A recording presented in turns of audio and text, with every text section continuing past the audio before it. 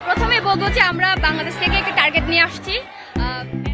ঋতুপর্ণা চাকমা কলসিন্দুর থেকে উঠে আসা সুন্দরতম হৃদয় যখন দুইটি লিওনেল মেসি সুলভ গোল করে ক্রিশ্চিয়ানো রোনালদোর সেলিব্রেশন করলেন, তখন কি তিনি জানতেন ইতিহাস গড়েছেন?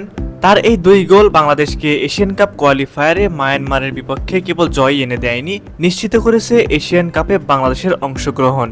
প্রথমে ডিবক্সের বাঁ পাশ থেকে ফ্রি কিক থেকে রিবাইন্ডার হওয়া শটে যেভাবে ঘাস চিরে বলকে প্লেস করলেন, ঈর্ষায় ফেলতে পারেন স্বয়ং লিওনেল মেসিকেও। ঈর্ষা বাড়িয়ে তুলতেই সম্ভবত ক্রিশ্চিয়ানো রোনালদোর সিউ সেলিব্রেশন। তবে মেসি খুশি হবেন ঋতুর দ্বিতীয় গোল দেখে।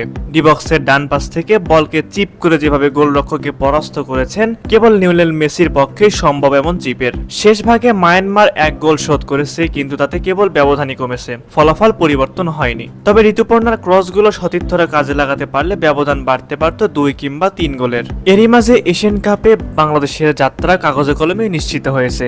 বাংলাদেশের কাছে হেরে মায়ানমারের যাত্রা এখানে শেষ ম্যাচে তুর্কমেনিস্তানের সঙ্গে ড্র করলে সেটি নিশ্চিত হতো। তবে বাংলাদেশকে অত বেশি অপেক্ষা করতে হয়নি, তার আগেই নিশ্চিত হয়ে গেছে নারী এশিয়ান কাপে মূল পর্বের খেলা সি গ্রুপে 2 ম্যাচ শেষে 2 জয়ে 6 পয়েন্ট নিয়ে সবার উপরে বাংলাদেশ, সমান 1 জয় আর ড্রয়ে 3 পয়েন্ট নিয়ে দ্বিতীয় স্থানে মায়ানমার, 1 পয়েন্ট করে নিয়ে যথাক্রমে তৃতীয় চতুর্থ স্থান বাহরাইন আর তুর্কমেনিস্তানের। বাংলাদেশ নিজেদের শেষ ম্যাচ খেলবে তুর্কমেনিস্তানের সঙ্গে আর মিয়ানমার খেলবে বাহরাইনের সঙ্গে। প্রশ্ন উঠতে পারে, এক ম্যাচ বাকি থাকতেও বাংলাদেশ কোয়ালিফাই করলো কিভাবে?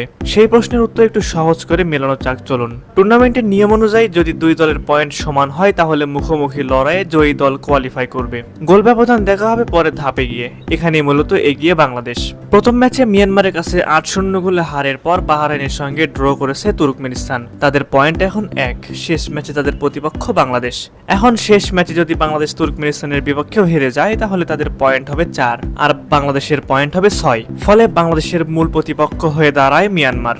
শেষ ম্যাচে তারা বাহরাইনকে হারাতে পারলে মিয়ানমারের পয়েন্ট হবে বাংলাদেশের সমান 6, বরং গোল ব্যবধানটা কিছুটা এগিয়েও থাকতে পারে তারা। কিন্তু সমান 6 পয়েন্ট হলেও মুখোমুখি লড়াইয়ে বাংলাদেশের কাছে হেরে যাওয়ায় মিয়ানমার কোয়ালিফাই করতে পারছে না টুর্নামেন্টের নিয়ম অনুযায়ী। এটা মূলত বাংলাদেশের অপেক্ষা কমিয়ে এনেছে এবং শেষ ম্যাচের আগে ইতিহাস রচনা হয়েছে। দ্বিতীয় ম্যাচ জয়ের অন্যতম কারিগর ঋতুপর্ণা চাকমা, যাকে বলা হচ্ছে বাংলাদেশের মেয়েদের মেসি, আবার অনেকে বলছেন তিনি বাংলাদেশের মেয়েদের রোনালদো। কেননা গোল করার পর তিনি করেছেন ক্রিশ্চিয়ানো রোনালদোর বিখ্যাত সিইউ সেলিব্রেশন। সে যাই হোক, ঋতুপর্ণা চাকমা মেসি হোক বা রোনালদো হোক, সে তো বাংলাদেশেরই সম্পদ, সুতরাং তাকে নিয়ে বাংলাদেশ গর্ব করতেই পারে। আগামী দিনের জন্য তাদেরকে জানায় প্রাণঢালা অভিনন্দন ও শুভকামনা।